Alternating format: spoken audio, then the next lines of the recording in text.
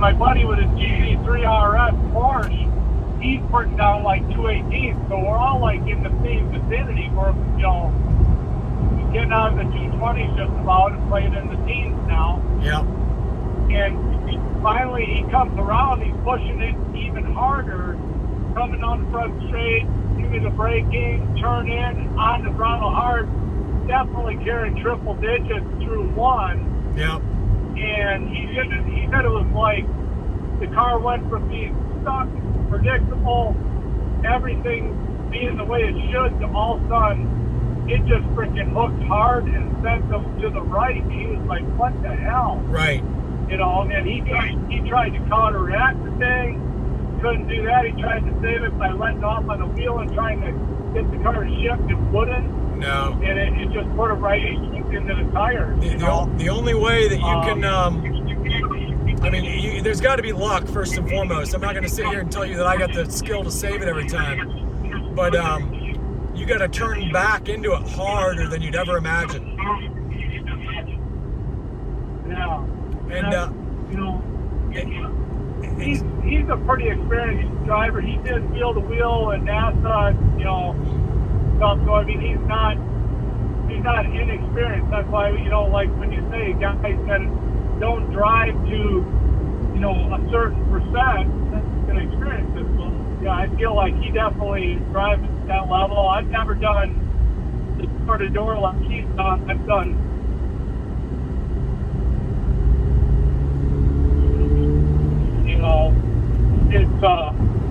It's definitely an eye-opener when it happens, because I was like 2 cars behind him coming around turn 1. How long ago was this? Going, oh my God. This was this summer. Okay. Yeah, there's been a lot of them. About 2 to 3 months ago at the top. See, I'm one of the higher mileage. I think I'm the highest mileage civilian. I think General Motors has put more miles on the cars, but I'm the highest mileage civilian in CA06s. And because I've had 2 cars with over 30,000 miles on them. I'm in a 36,000 mile CA06 as we speak. And long story short, I've known about the issue since the Z51, and I bought the non-Z51 just on a whim, and thank God I did, because that's what really opened my eyes, because I'm like, this car is right.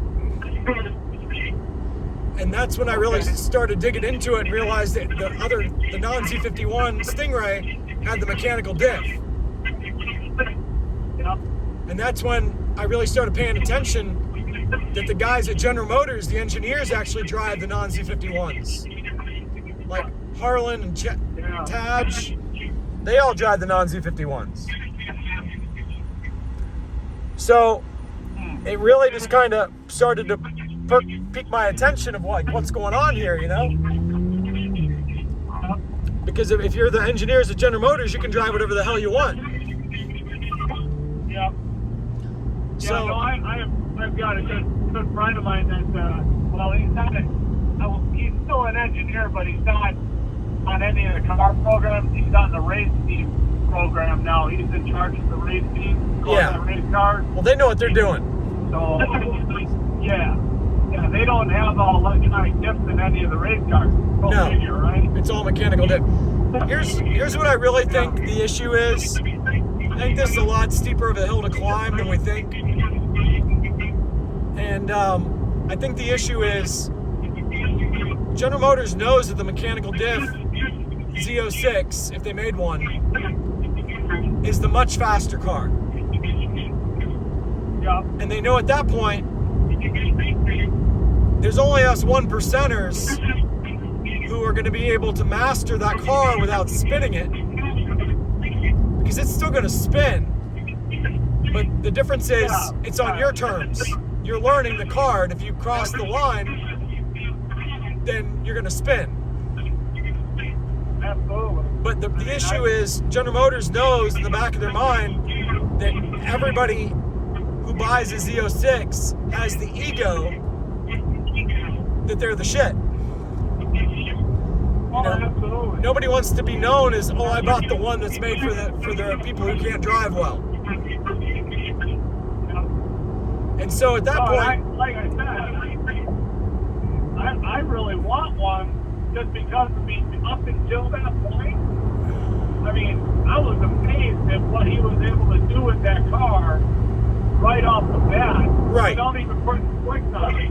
I mean, it's because the car is governing you, and you don't even know it. So yeah. I'm gonna toot my horn a little bit because I haven't met a person yet who noticed this before I explained it to him. Okay, and I noticed it my first 5 nights of ownership.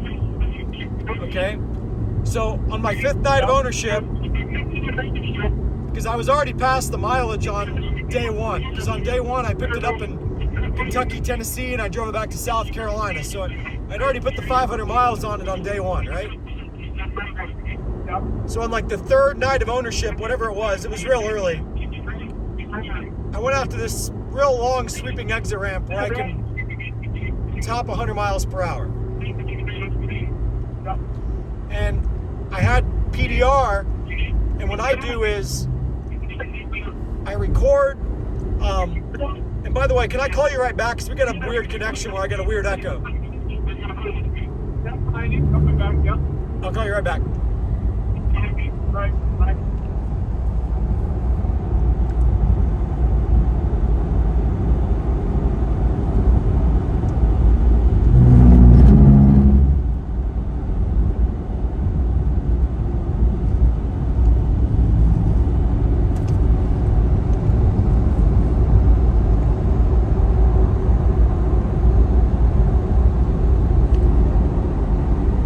Better?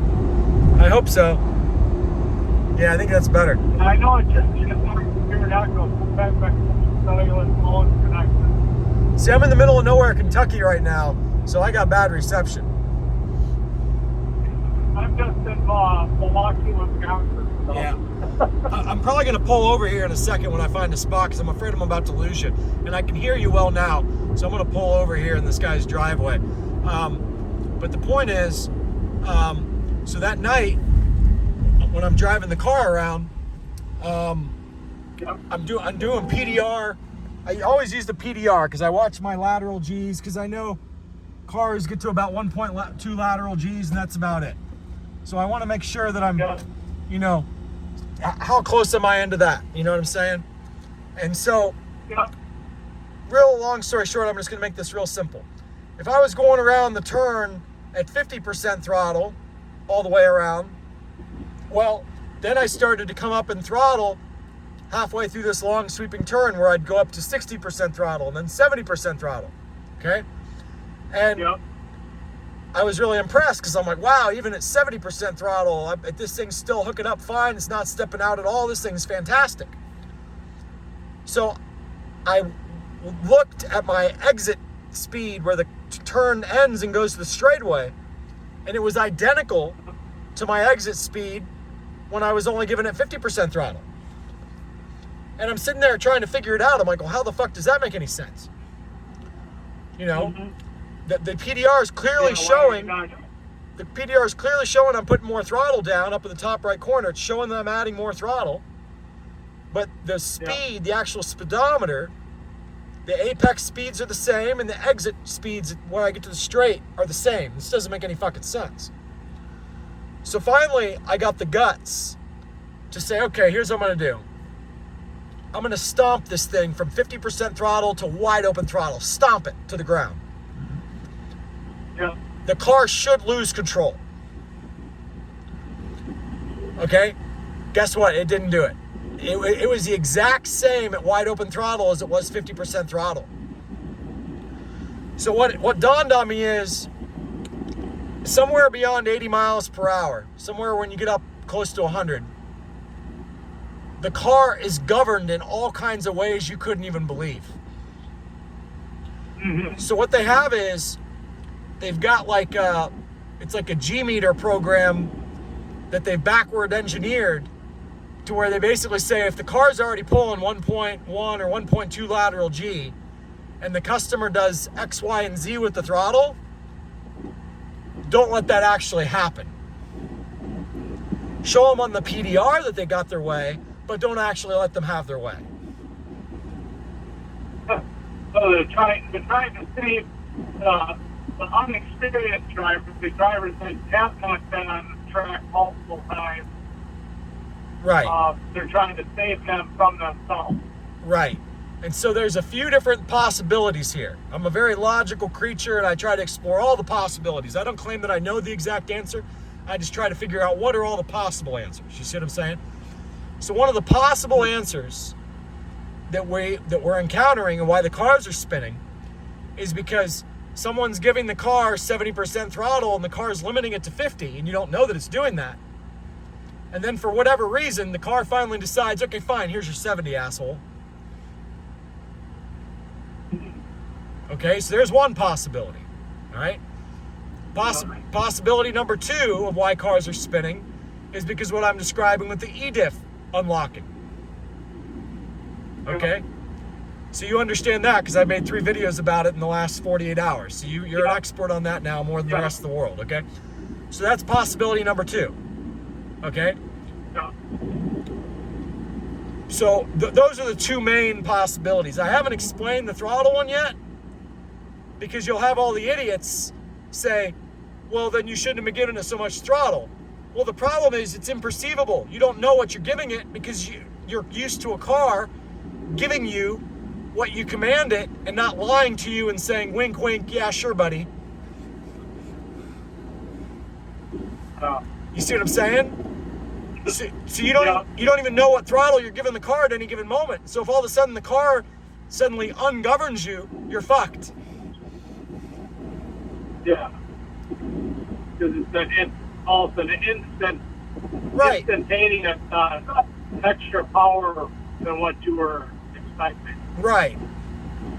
You could have your throttle at the exact same spot all the way around the turn, and if something glitches in that computer to where that computer finally says, okay, fine, I'll give you full throttle. And here's the thing, as you straighten the wheel up and start to get out of the lateral G's, the car does give you the full throttle. Interesting. Huh. So now add a bump to the equation. Like you said, you have that bump in the equation. Now, the car was limiting you. You hit the bump. Maybe you pull 1.3 lateral G's or 1.4 lateral G's for a second, but also then it bounces back to only 0.8 lateral G's. Well, guess what? 0.8 lateral G's is enough to where the car starts to let you have more throttle. Yeah, because it was. I mean, you come through turn 1, you're pulling G's, and then you're basically 2 is just a slight kick. It's, it's almost a joke to be even called a turn, but it is. And I mean that's where also, I mean, I watched the PDR video in the car, and it was just like it didn't make any sense. The whole thing did not make any sense. Right. So here's the next issue. I know for a fact that the PDR is lying about the throttle input. Okay. Yeah. We also know for a fact that when the brakes glitch, the PDR is lying about the brake output versus input. Correction.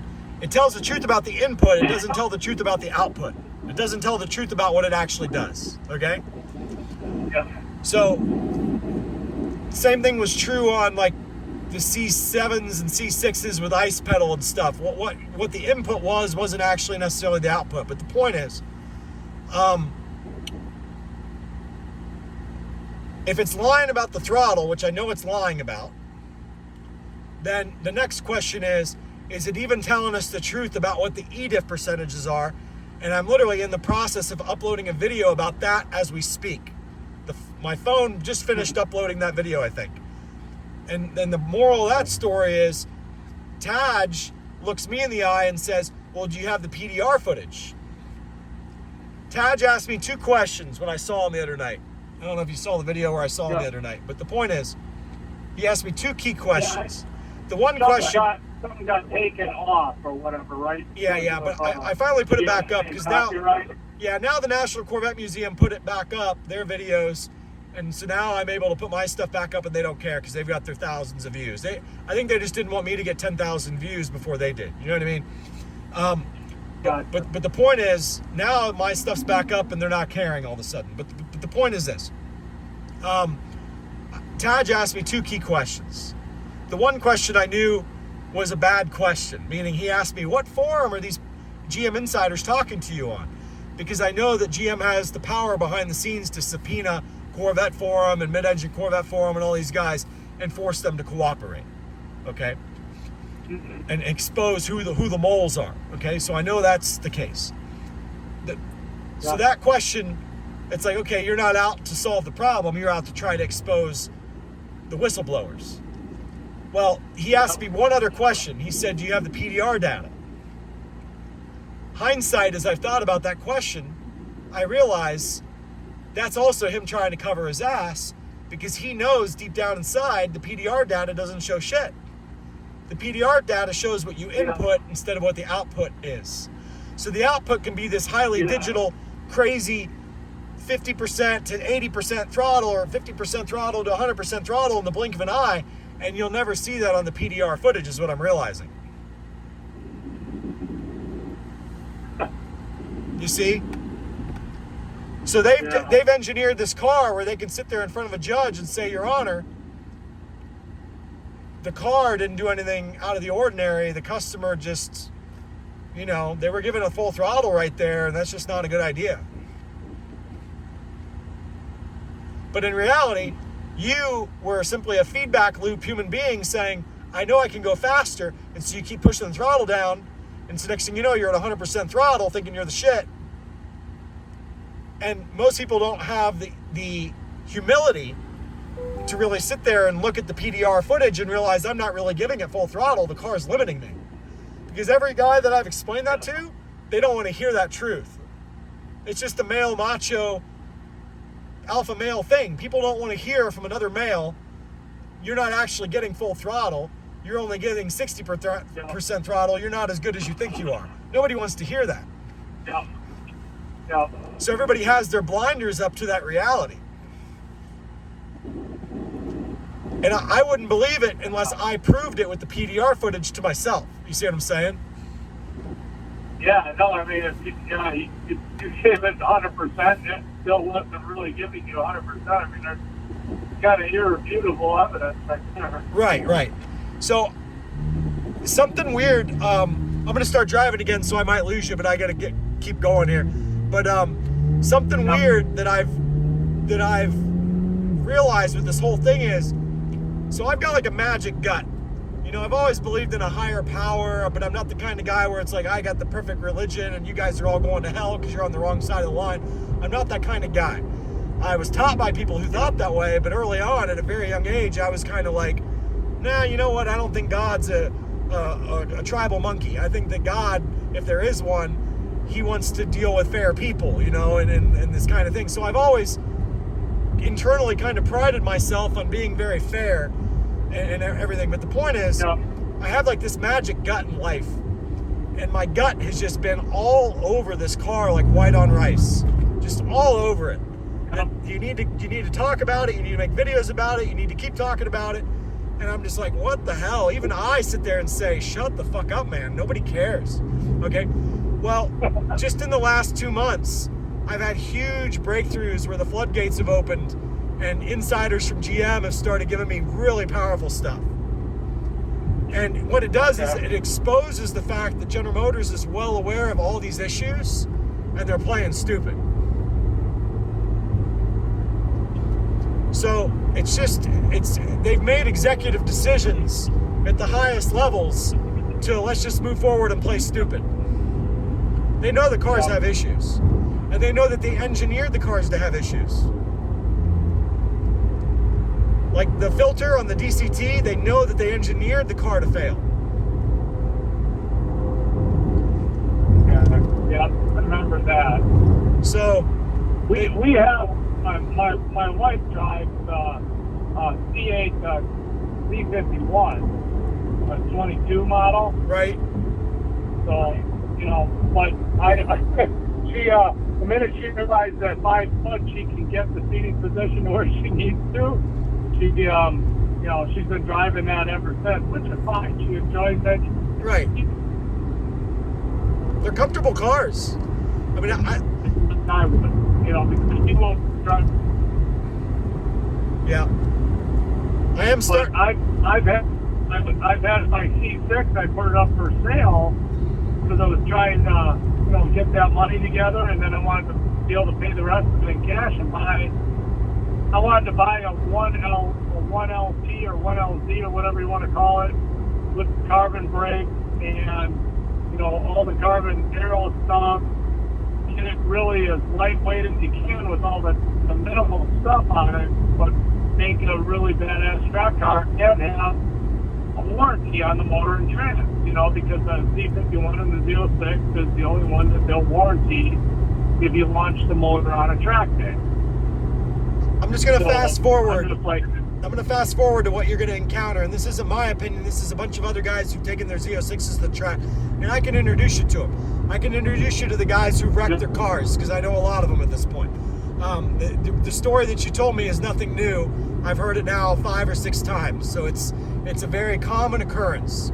Okay, the problem that you're going to run into with the Z06 is you're going to start to find it boring, or you're going to wreck it. One of the two. Okay, you're either going to stay underneath the limit where you get bored with it to where it's not fun anymore because you're not pushing the limit, or it's going to bite you hard to where all of a sudden you're just way out of line according to the car, and the car just is like, oh my God, what did you do to us?